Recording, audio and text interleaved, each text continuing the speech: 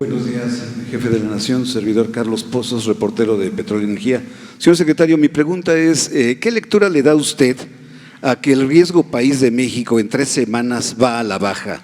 Que Fitch, la calificadora, a través de un nuevo boletín, dice que hay menos riesgos en el presupuesto 2020 del señor presidente Andrés Manuel López Obrador.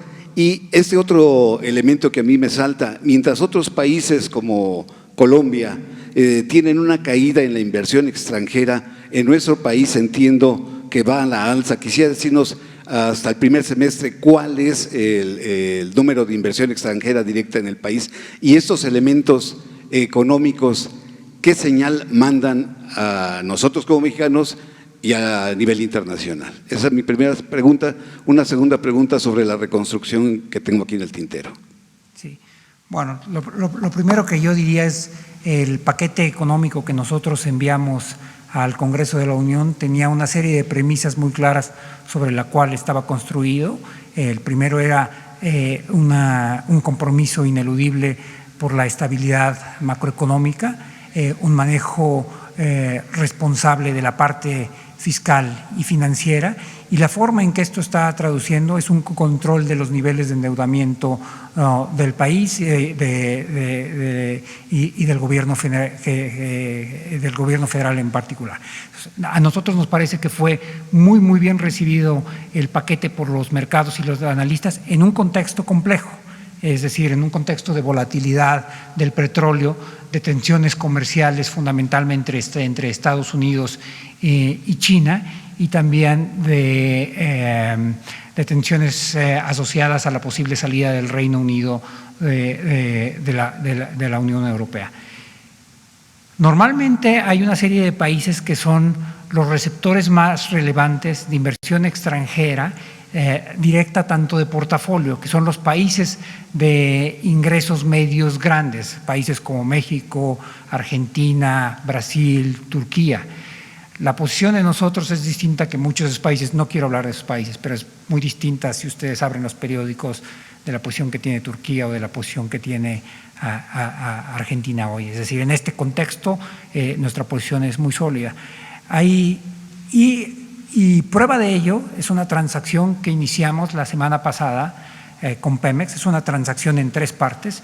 No voy a hablar de las últimas 2 porque está en proceso, pero la primera parte, que era asociada a un proceso de refinanciamiento, todas estaban ligadas por $7,500 millones que emitimos en los mercados de Nueva York, que Pemex emitió, tuvo una demanda de casi 5 veces más, de $37,000 millones de dólares. Es una prueba que los inversionistas, es decir, cuando se habla de confianza, podemos hablarlo nosotros, pueden hablarlo los analistas, pueden hablarlo todo el mundo.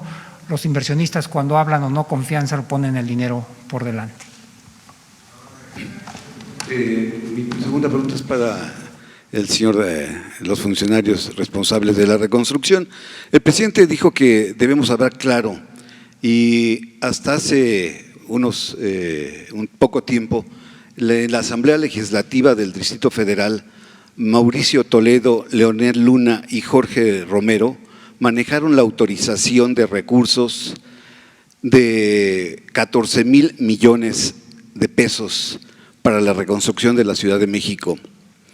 Yo sé que ustedes dijeron aquí que no son investigadores, pero quisiera saber si encontraron malos manejos de estos exdiputados de la Asamblea Legislativa.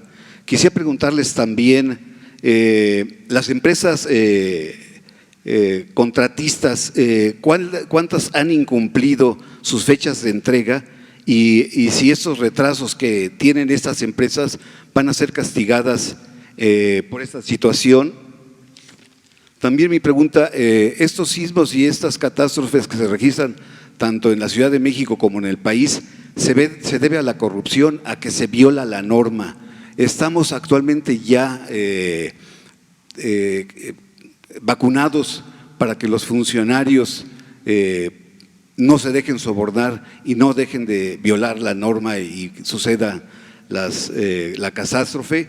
Y finalmente preguntar, tengo entendido que se gastó 200 millones de pesos para demoler 24 predios en la ciudad de México en la gestión de Miguel Ángel Mancera.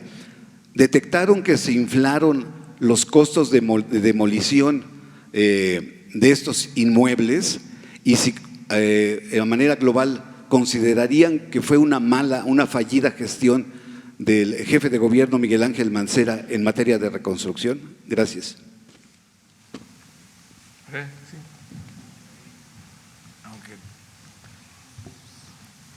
Bien, sobre lo que tiene que ver con la Ciudad de México, nosotros no tenemos datos, no sabemos qué sucedió después de esa autorización de recursos ya en la última parte del periodo de Miguel Ángel Mancera. Yo entiendo que en su momento se dio información incluso por la jefa de gobierno. La manera en la que estamos colaborando en la Ciudad de México es que el gobierno federal nos estamos haciendo cargo de la reconstrucción fundamentalmente en educación, salud y cultura, y con Claudia Sheinbaum hemos acordado que el gobierno de la ciudad se está dedicando a la atención en materia de vivienda, de manera que todos esos datos o esa situación que se ha venido presentando, me parece que sería el gobierno de la Ciudad de México quien podría dar una información muy detallada al respecto. Nosotros vamos a participar en la restauración de algunas viviendas que son parte del patrimonio artístico.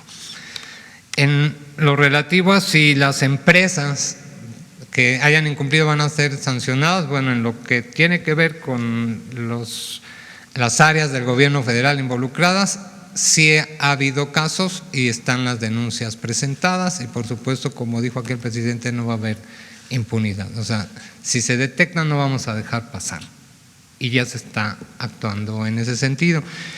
Y esto de si la magnitud del desastre se debe a la corrupción, yo creo que tenemos que ver las cosas con objetividad para como país saber enfrentar el problema. Sí hay casos, aquí en la Ciudad de México se denunciaron, fueron públicos, casos en donde debido a las irregularidades en violación del uso del suelo y sobre todo en las normas de construcción hubo desgracias.